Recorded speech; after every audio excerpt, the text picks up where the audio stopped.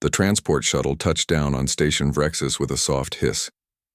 Hana Kim pressed her face against the window, staring at the massive structure that would be her home for the next 2 years. The Galactic Combat Academy stretched across the orbital station like a small city. Lights twinkled from 1,000 windows, and ships of every shape and size floated around it like insects around a lamp. She was small, even for a human. At just over 5 feet tall, Hana had always been the shortest person in any room. Her black hair was pulled back in a tight bun, and her dark eyes took in everything with quiet focus. She wore the standard cadet uniform that Earth had provided, but it hung slightly loose on her small frame. The shuttle door opened. Hana picked up her single bag and stepped out into the docking bay. The gravity hit her immediately. It was heavier than Earth's, probably adjusted to some middle point that most species could handle. Her legs felt the extra weight, but she had trained for this. She kept her steps steady and walked forward. The docking bay was enormous. Hundreds of beings moved through it, and Hana had never seen so many different aliens in one place. There were tall ones with blue skin and 4 arms, short ones covered in fur with too many eyes. Some floated without touching the ground. Others walked on 6 legs instead of 2, and all of them were bigger than her. A group of cadets stood near the entrance to the main station. They wore the same style uniform as Hana, but in different colors based on their homeworlds. One of them, a human male with broad shoulders and dark hair, noticed her and waved. Hana walked over, grateful to see another face from Earth. "Hey, you must be from Earth too," the young man said with a wide smile. "I'm Taemin Cho, arrived yesterday. You're the 4th human to get here." "Hana Kim," she replied, shaking his hand. "4th out of how many?" 6 total. Earth only got 6 spots this year." Taemin looked around at the other aliens and lowered his voice. "It's pretty intense. Most of these species have been part of the coalition for centuries. We're the new kids." Before Hana could respond, a loud laugh cut through the noise of the docking bay. She turned to see a massive alien walking toward them. He stood at least 7 feet tall, with gray skin that looked like stone and eyes that glowed a faint orange. His arms were thick as tree trunks, and when he walked, the ground seemed to shake slightly. "More humans," the alien said, his voice deep and rough. He looked down at Hana and laughed again. "They get smaller every time." "What is this? A child? Did Earth run out of warriors and start sending their younglings?" Several other aliens nearby laughed. Hana felt heat rise in her cheeks, but she kept her face calm. She had heard comments like this her whole life. Taemin stepped forward. "She's a cadet, same as you. Show some respect." The large alien bent down, bringing his face close to Taemin's. "Respect is earned, human, not given because you asked nicely."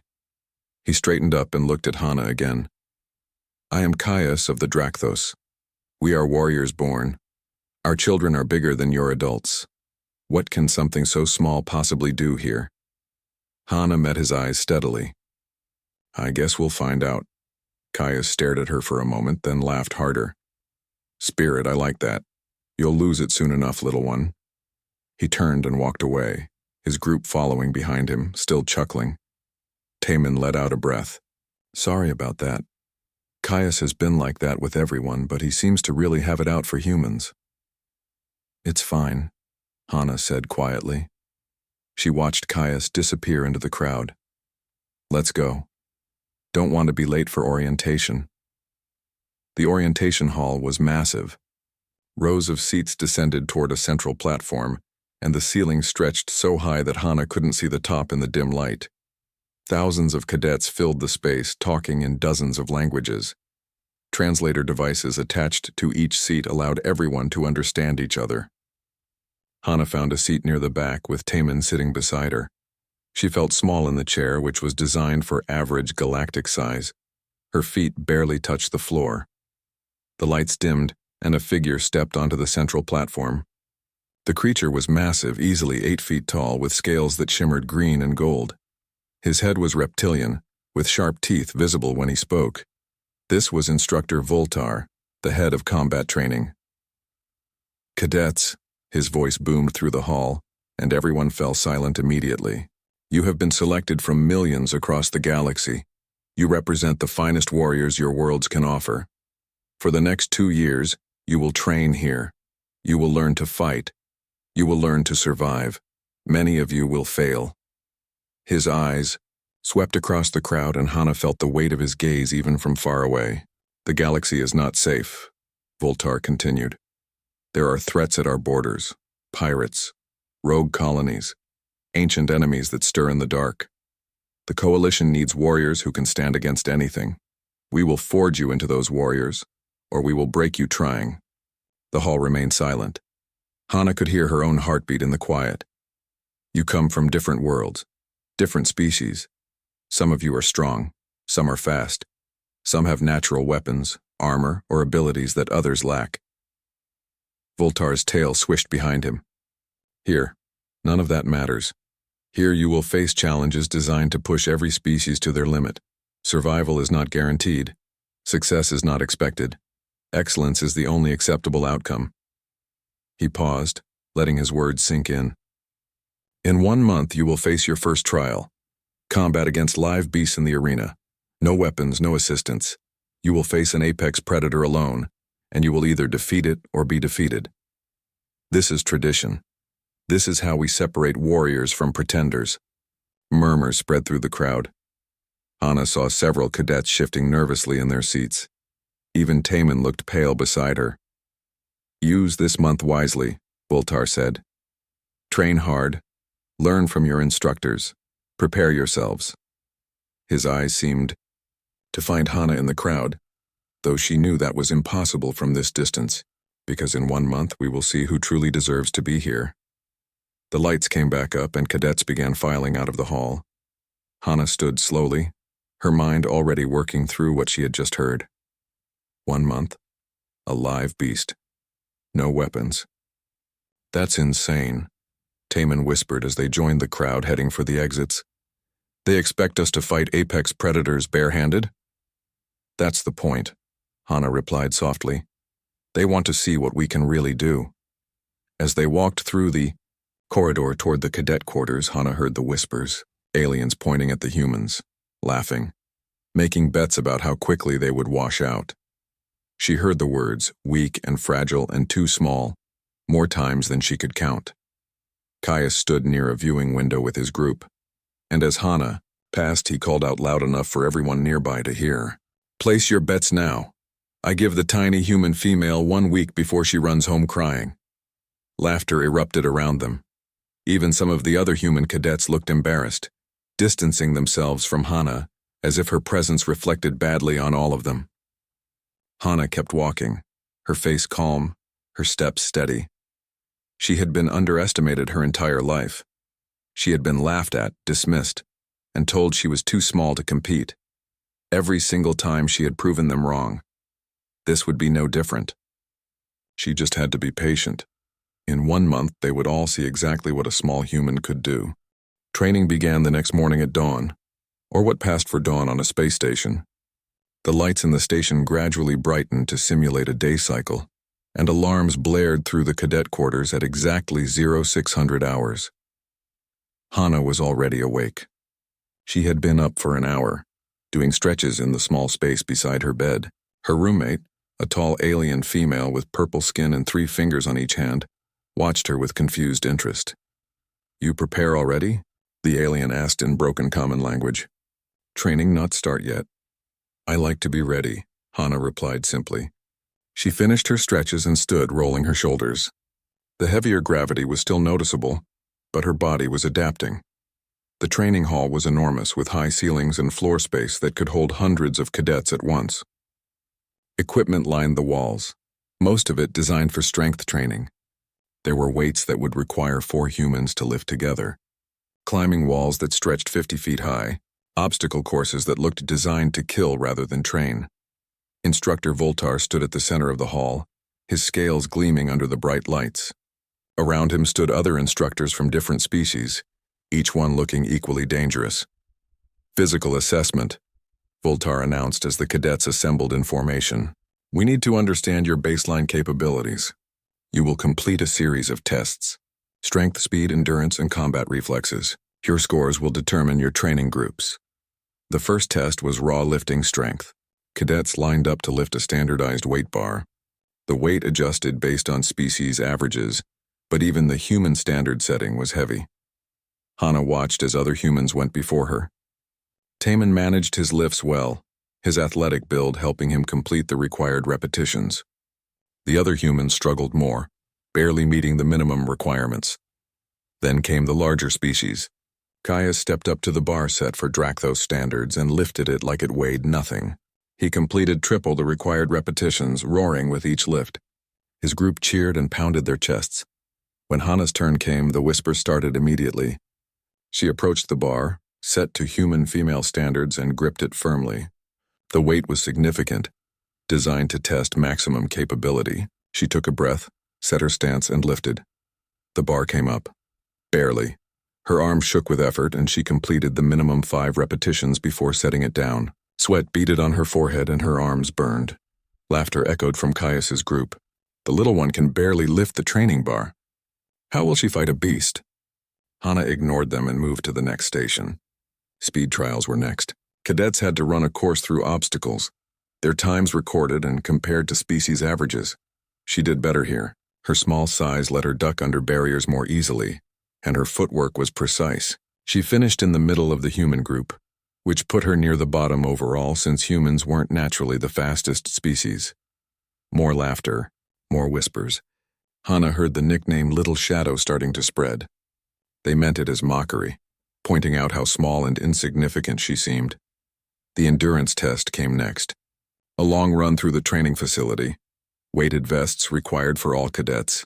Hana pushed herself hard, refusing to give up even as her lungs burned and her legs screamed. She finished in the middle again, not exceptional but not failing. The combat reflex test was last. Cadets entered a simulation chamber where holographic opponents attacked from random directions. The test measured reaction time and defensive instincts. Hana stepped into the chamber and the world around her changed. She stood in what looked like a forest. Though she knew it was just light and programming, shadows moved between the trees. The first attack came from behind. Hana sensed it more than saw it, her body already moving. She dropped low and a holographic claw passed over her head. She rolled to the side as another attack came from the left, then another from the right. Her body moved on instinct. Years of training kicked in automatically. Duck, sidestep, roll, dodge. She never tried to block the attacks directly, instead always moving just enough to let them pass by. The simulation ended. Her score appeared on the wall display. It was high, much higher than her other scores. Several instructors looked at the numbers with interest, their heads tilting in that way species did when they were curious. But the damage was done. The other tests had marked her as weak in the eyes of most cadets. The combat reflex score was dismissed as luck or computer error. That afternoon, Instructor Voltar announced the sparring assignments. Cadets would be paired with partners for daily combat practice. Hana hoped she would be paired with another human, someone closer to her size instead. Voltar called her name and paired her with a massive alien called Vor. He stood 6.5 feet tall with arms like steel cables and skin that looked like gray leather. Vor looked down at Hana and snorted. "This is a joke, yes?" he said to the instructor. "I will break her." "Then don't break her," Voltar replied calmly. "Learn to control your strength or you fail this academy. Begin." The sparring mat was firm under Hana's feet. She took a ready stance, hands up, weight balanced. Vor barely bothered with a stance. He rushed forward like a charging bull, reaching for her with both hands. Hana didn't try to meet his charge. She stepped to the side at the last moment, using his momentum against him. Vor stumbled past, surprised. He turned quickly and came again, this time more cautious. They circled each other. Vor reached for her and Hana slipped under his arm. He tried to grab her and she rolled away. He came harder, faster, and she kept moving, never staying still long enough for him to catch her. 10 minutes passed. Vor was breathing hard, frustrated that he couldn't land a single grip on the small human. Hana was also tired, but her breathing stayed controlled. She had spent years fighting opponents bigger than her. This was nothing new. Finally, Vor overcommitted on a lunge. Hana stepped into his space instead of away, grabbed his extended arm and used a basic judo technique. She pulled him forward and down, using his weight against him. Vor hit the mat hard, shocked. The training hall went quiet. Hana released him and stepped back, returning to her ready stance. Vor stood slowly, his face showing respect for the first time. "You are skilled," he admitted. "Again," Hana said simply. They trained for another hour. Hana never overpowered Vor, but she didn't need to. She made him miss. She made him tired. She made him frustrated. By the end, several other cadets had stopped their own training to watch. But when training ended and cadets headed to the dining hall, the mockery continued. Caius sat with his large group, and as Hana walked past with her food tray, he spoke loud enough for half the hall to hear.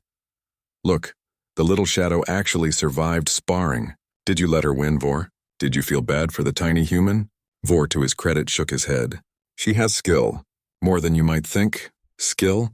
Caius laughed. "Against a training partner who holds back, maybe.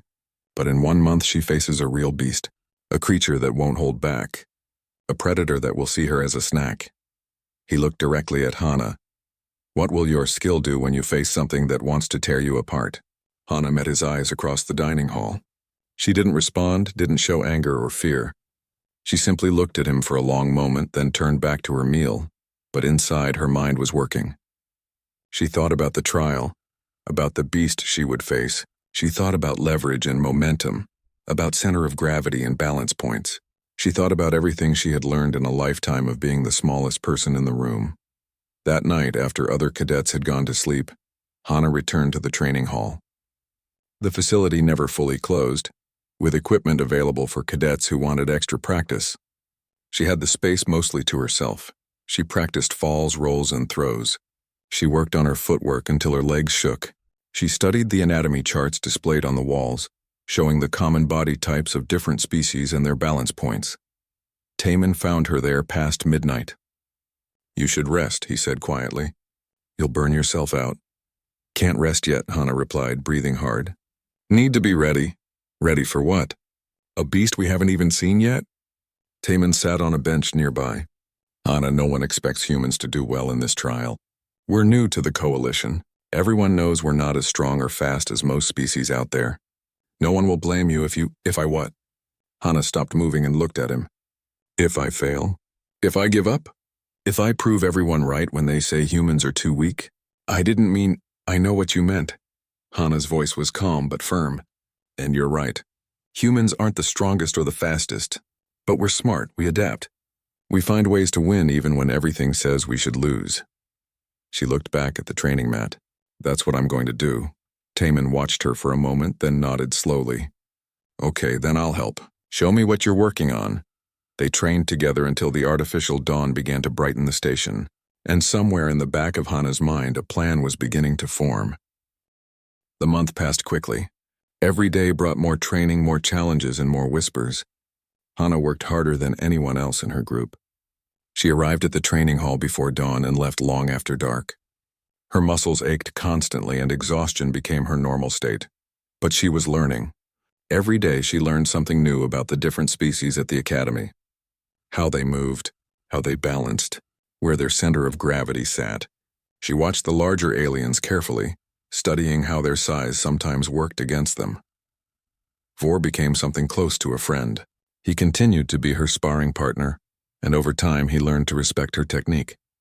He even started asking her questions about her fighting style, curious about how she could move so efficiently. "On your world," he asked one day after training, "do all humans fight like you?" Hana shook her head. "Not everyone. I studied a specific style called judo. It's about using your opponent's strength against them. The bigger they are, the better it works." Vor's eyes widened.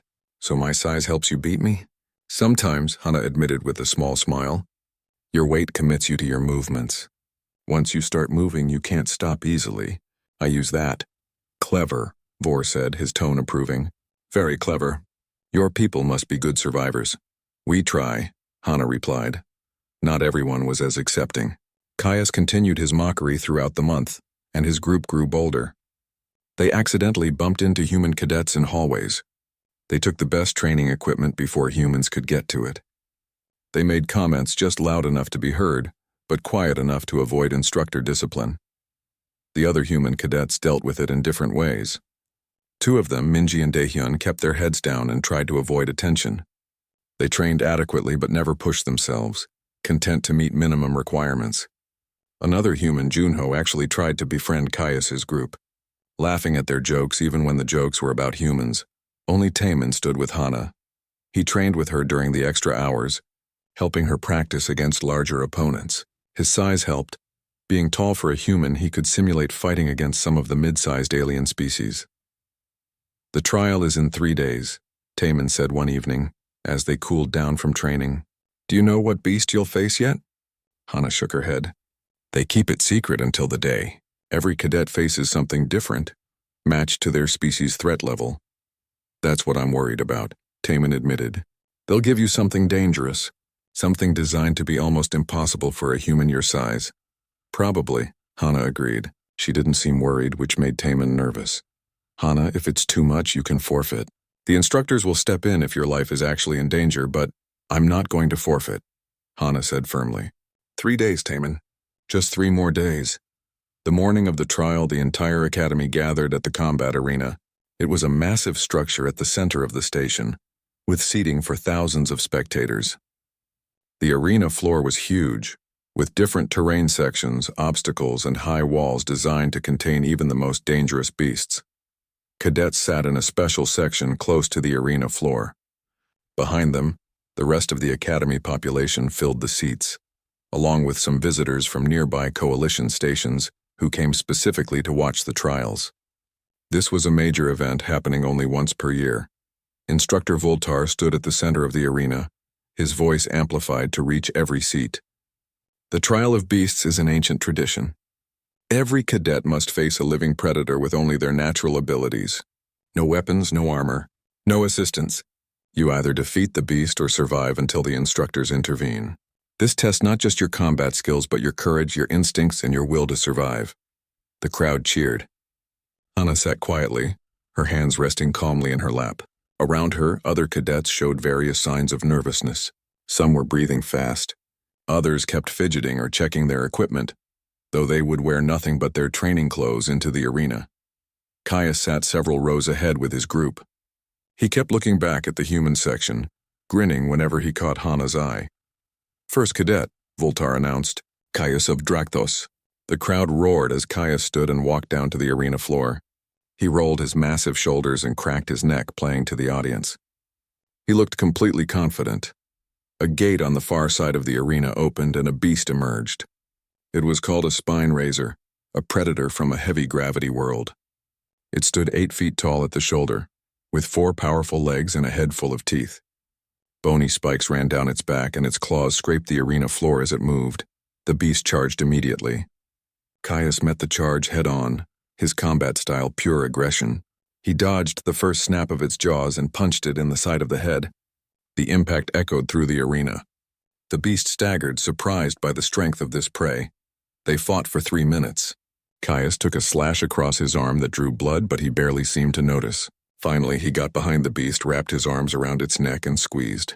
The creature thrashed and struggled, but Caius held on until it collapsed, unconscious but alive. The crowd went wild. Caius stood over the fallen beast, both arms raised in victory. Blood dripped from his wound, but he looked proud of it. More cadets went after him. A flying species faced an aerial predator, turning the fight into a mid-air chase. A armored alien took on a creature with acid spit, using its natural shell to deflect the attacks. One cadet failed, taking too much damage too quickly, and instructors had to intervene with stun weapons. Each trial lasted between 3 and 8 minutes. Some cadets won clearly, others barely survived. All of them looked exhausted afterward. Taemin went before Hana. He faced a pack hunter, a smaller but faster predator that used quick strikes. Taemin fought well, using good footwork and solid technique. He managed to knock the beast unconscious with a lucky strike to its head after 5 minutes of combat. When he returned to his seat, he was shaking but smiling.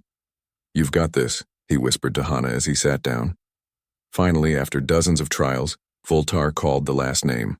"Hana Kim of Earth." The arena went quiet for a moment. Then a wave of whispers spread through the crowd. Hana stood calmly and walked down the steps to the arena floor. She looked so small on that vast space, a tiny figure in simple training clothes. Caius's voice carried from his seat. "Place your bets now.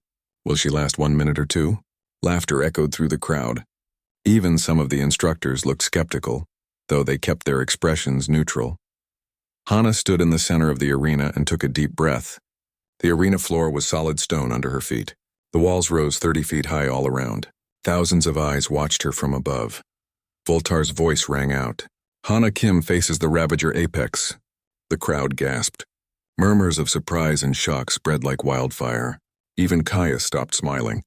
The Ravager Apex was the most dangerous beast used in the trials. It was usually reserved for the largest, strongest species, never for someone as small as a human. Taman half stood from his seat. That's not fair. That thing will kill her. An instructor nearby pushed him back down. The selection is final. Have faith in your fellow cadet. The far gate opened slowly and the beast emerged. The Ravager Apex was massive, 6 meters tall when it stood on its hind legs, which it did as it entered the arena. It had 4 arms, each ending in claws the size of knives. Its hide was thick and armored, gray-black like ancient stone. Its head was broad with a mouth full of teeth designed for tearing. It weighed over 800 kilograms. It was an apex predator from a death world, a creature that had evolved to hunt and kill things larger than itself. And it was now walking toward Hana. The crowd was completely silent. Even the usual cheering had stopped. Everyone leaned forward in their seats, unable to look away. Hana didn't run. She didn't freeze. She simply adjusted her stance, weight balanced, hands ready but not raised high. Her eyes tracked the beast's every movement. The Ravager Apex dropped to all 6 limbs and charged. It moved fast, impossibly fast for something so large. The ground shook with each step. Its roar filled the arena, a sound designed to freeze prey in terror. Hana moved at the last possible second. She stepped to the side and forward, an angle that took her just outside the beast's reaching claws. The Ravager's momentum carried it past her, and it had to brake and turn, its claws scraping the stone floor. The beast turned and studied her now, its small eyes more cautious. This prey had dodged. That was unexpected. It came again, this time using all 4 arms to swipe from different angles. Hana dropped low, sliding under the attacks. She rolled back to her feet as the beast spun to face her again. They circled each other. The Ravager made short lunges, testing her. Each time, Hana moved just enough to avoid the attack, never more than necessary. She was studying it, learning its patterns.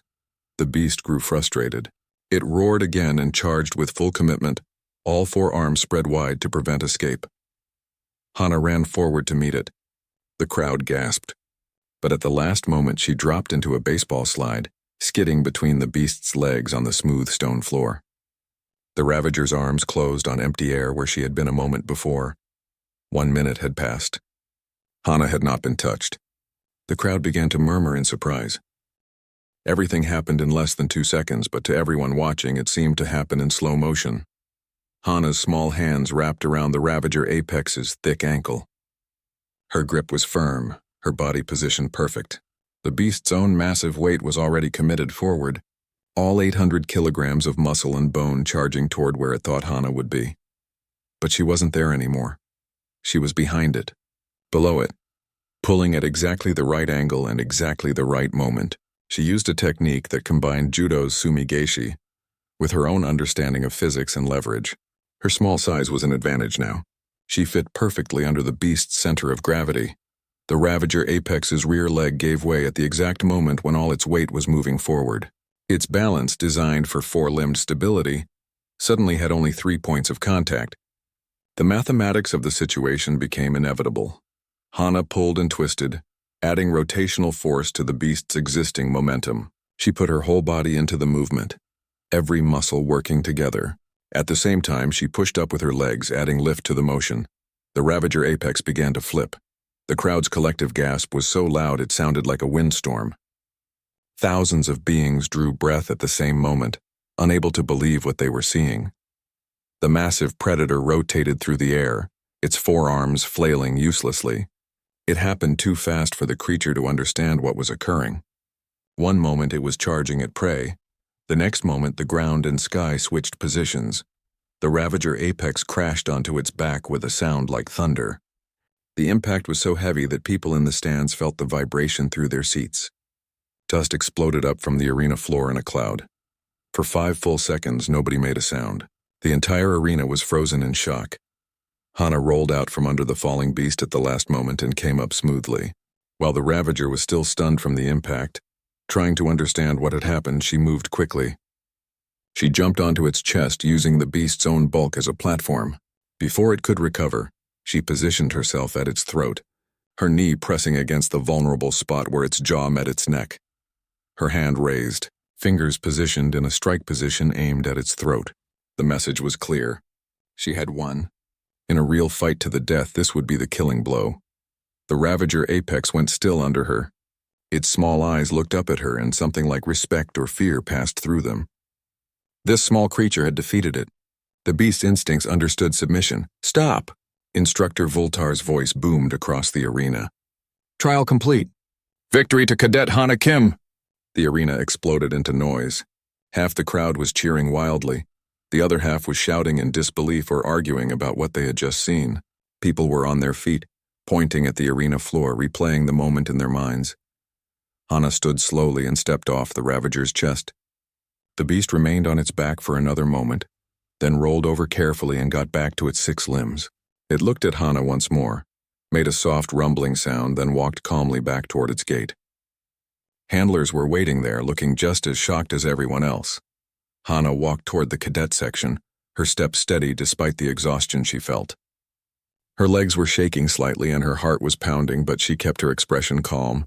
The crowd was still roaring. Some species she had never seen before were making calls and sounds she didn't understand. But the tone was universal.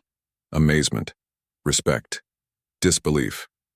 Taman met her at the bottom of the stairs, his face split in a huge grin. "You did it! I can't believe you actually did it. That was incredible." Other human cadets surrounded her, all talking at once. Even Minji and Daehyun, who had kept their distance before, were congratulating her with excitement in their voices. Vor pushed through the crowd and stood before Hana. He brought his fist to his chest in what she had learned was his species' sign of respect. "You honor your people, Hana Kim. I am proud to have trained with you." "Thank you, Vor," Hana replied, returning the gesture. "You helped me more than you know." The crowd in the stands was beginning to disperse, but many stayed behind, still discussing what they had witnessed. Hana could see groups of aliens gesturing wildly, their translator devices working overtime as they debated and analyzed the fight. Instructors were also talking in small groups, their expressions serious. This was not a normal trial result. This was something that would be discussed and studied, but there was one group that was silent. Caius stood with his friends and none of them were talking. They just stared at Hana as she passed. Caius's expression was complex, a mix of emotions she couldn't quite read. The mockery was gone from his face, replaced by something else. As Hana climbed the stairs with Taman, heading toward the exit, Caius finally moved. He stepped into her path, forcing her to stop. His group tensed behind him, but he raised a hand to keep them back. For a long moment, Caius just looked at her. Then he spoke, his voice quiet enough that only those nearby could hear. "I was wrong about you, about humans." He paused, seeming to struggle with the words. "In my culture, when we dishonor someone through ignorance, we must acknowledge it publicly. So I say now before witnesses that I was a fool. You are a true warrior." The sincerity in his voice was clear.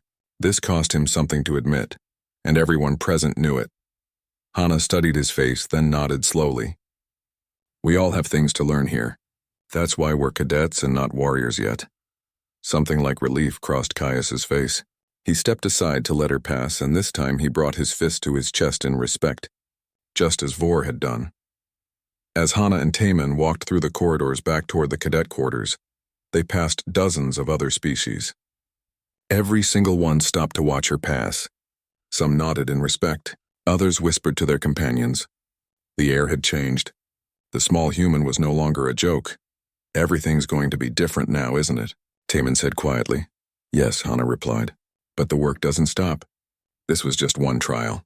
We have 2 years of training ahead." "Still," Taman said with a grin, "you just flipped an 800-kilogram apex predator like it was nothing. I think you've earned a moment to enjoy it." Hana allowed herself a small smile. Maybe a small moment. They reached the cadet quarters, and word had already spread. Cadets who had been at the arena were telling those who had missed it. Hana heard the story being retold in a dozen different languages as she walked to her room.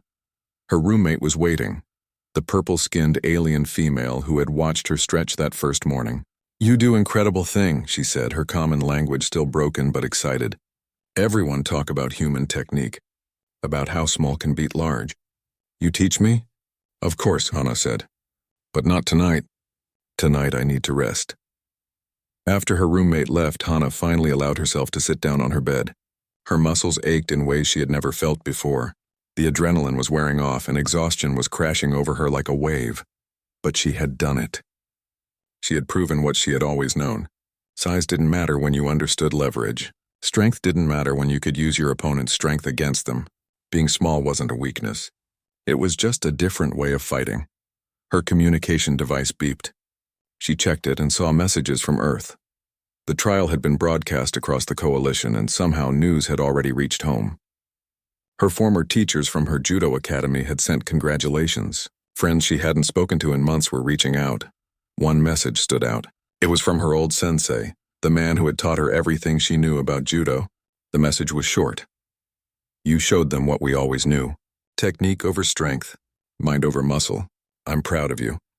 Hana felt tears prick her eyes but blinked them away. She sent a quick reply thanking him, then set the device aside. That night she fell asleep almost immediately, her body demanding rest. But even in sleep her mind was already working on what came next. This trial was over, but her training was far from complete. Outside her window, the stars of the galaxy shone bright and endless. Somewhere out there were threats the coalition faced, enemies that would test everything she learned here. Challenges she couldn't even imagine yet. But tonight she had proven something important. She had shown the galaxy that humans, despite being small and relatively weak by galactic standards, had something valuable to offer. She had shown them that sometimes the smallest warrior could bring down the biggest beast. And across the station, in dozens of different languages, beings were discussing the human technique. They were analyzing what they had seen, trying to understand how such a small creature had accomplished such an impossible feat. Combat instructors were already requesting meetings with Hana, wanting to understand her methods. The mockery had turned to respect. The laughter had become admiration. And the nickname Little Shadow had transformed from an insult into a title of honor. The human girl they had mocked for her height had changed everything in less than 3 minutes. The morning after the trial, Hana woke to find her entire world had changed. She walked to breakfast and the dining hall went quiet. Not the mocking quiet of before, but a respectful silence as beings watched her pass. Some nodded. Others made gestures of respect in their own cultural ways. Taman saved her a seat at one of the human tables and she sat down gratefully. Her muscles still ached from yesterday, but it was a good ache, the ache of accomplishment. You're famous, Taman said with a grin. The video of your trial has been viewed millions of times across the coalition networks. There are analysis videos breaking down every move you made. Some combat instructors are calling it the most efficient takedown they've ever seen. Hana ate her breakfast quietly, uncomfortable with the attention. It was just one fight, against one opponent. One opponent that was supposed to be impossible for you to beat, Taman pointed out. That's what makes it matter. Before Hana could respond, a shadow fell across their table. She looked up to see Instructor Voltar standing there, his massive form blocking the light. The dining hall went even quieter. Cadet Hana Kim, his deep voice rumbled. You will come with me. Hana stood immediately, her heart racing. Was she in trouble? Had she done something wrong? She followed the instructor out of the dining hall, aware that every eye was watching them leave. Voltar led her through the station's corridors to a section she had never visited before. The instructor offices and meeting rooms. He opened a door to a private conference room and gestured for her to enter. Inside, 5 other instructors waited, each from a different species. They all turned to look at Hana as she entered. Voltar closed the door behind them. Sit, Voltar said, indicating a chair. Hana sat, trying not to show her nervousness. One of the other instructors, a female with blue skin and silver eyes, spoke first. We have been reviewing your trial extensively. Also your training records from the past month. Also the footage from Earth that your planet provided with your application. Hana waited, unsure what to say. Your fighting style is unique, another instructor added. This one covered in fur with a face like a wolf. You use techniques we have not encountered before. Techniques that turn size disadvantage into advantage. Voltar leaned forward. We want to understand your methods. More importantly, We believe other cadets could benefit from learning them, especially cadets from smaller species who struggle in direct combat scenarios. You want me to teach? Hana asked, surprised. Not officially, the blue-skinned instructor clarified. You are still a cadet yourself. But we would like you to assist in combat instruction, demonstrate your techniques, help develop training programs that incorporate your approach. You would still complete your regular training, Voltar assured her, but several hours each week would be spent working with us, showing other cadets alternative methods of combat. The Coalition has always focused on strength and speed. You have shown us there are other paths to victory. Hana considered this carefully. It was an honor, she knew. First-year cadets were never asked to assist with instruction, but it was also a responsibility. I'm not sure I can teach what I do. A lot of it is instinct. Instinct built on years of training, the wolf-like instructor said. We have reviewed your background. You started your martial arts at age 6 on Earth. You have 15 years of experience in techniques designed specifically for smaller fighters. That knowledge is valuable. Will the other cadets accept learning from someone they just watched flip a Ravager Apex? The blue instructor asked with what might have been a smile. I suspect they will. Hana thought about it, then nodded slowly. I'll do my best. That is all we ask, Voltar said. You will begin next week. For now, rest and recover. You earned it. Hana left the meeting feeling overwhelmed. She walked back through the corridors in a daze, processing what had just happened. She was going to teach other species how to fight. She was going to change the way the academy trained its cadets. She found Taman in the recreation area and told him everything. His eyes got wider with each sentence. That's incredible, he said when she finished. Do you realize what this means? Human fighting techniques are going to spread throughout the Coalition. Every warrior trained here will learn from what you showed them. It's a lot of pressure, Hana admitted. You already handled the pressure, Taman pointed out. You beat a Ravager Apex. Teaching should be easy compared to that. Over the next few days, word spread about Hana's new role. Cadets approached her constantly with questions. How did she move so efficiently? How did she know where to grab the beast? Could she teach them the flip technique? Hana answered as best she could, though she found it hard to put into words things her body just knew how to do. Teaching would be a new challenge, she realized. One she would have to learn through practice, just like fighting. A week after the trial, formal instruction began. Hana stood in the training hall with Voltar and 2 other instructors. 50 cadets had volunteered for the first session, from dozens of different species. All of them watched her with curious respect. Today we begin something new, Voltar announced to the group. Cadet Hana Kim will demonstrate techniques from her world. Techniques that focus on leverage, balance, and using an opponent's strength against them. Watch carefully. Learn well. Hana stepped forward, her heart pounding. This was different from fighting. This was teaching, sharing. She had to find the words to explain what she did. On Earth, she began, her voice clear in the quiet hall. We have a saying, the bigger they are, the harder they fall. It means that size can be a weakness if you know how to exploit it. She gestured to Vor, who had volunteered to be her demonstration partner. He came forward, and they stood facing each other. The size difference was obvious. He towered over her. When someone much larger attacks you, Hana continued, your instinct is to meet force with force. But that doesn't work when they're stronger. Instead, you redirect their force. You make them fight their own momentum. She had Vor grab her shoulder. Then step by step, she demonstrated a basic throw. She explained where to grip, how to turn, where to place your feet. She did it slowly, breaking down each movement so the watching cadets could understand. Then she did it at full speed. Vor came at her with a grab, and she threw him to the mat smoothly. The watching cadets gasped, then began asking questions all at once. For 2 hours, Hana taught. She demonstrated falls and rolls, how to minimize damage when you hit the ground. She showed basic leverage points on different body types. She explained center of gravity and how to exploit it. The cadets were eager learners. Even those from naturally strong species wanted to understand these techniques. They could see the value in having more tools available, more options in combat. Caius attended the session, standing at the back of the group. He watched everything carefully, his expression serious. When Hana asked for volunteers to try the techniques, he raised his hand. Hana paired him with a smaller cadet from a reptilian species. She guided them through a basic redirect technique, showing the smaller cadet how to use Caius's size against him. When the small reptilian successfully moved Caius off balance, the big warrior laughed. It works, he said, sounding amazed. I felt my own weight betray me. That's the point, Hana said. Your strength is still valuable, but understanding balance makes you even more dangerous. You become harder to counter. After the session ended, Caius approached her. His group wasn't with him this time. He came alone. I want to apologize properly, he said. Not just words. On my world, Drakthos, when we wrong someone, we offer service.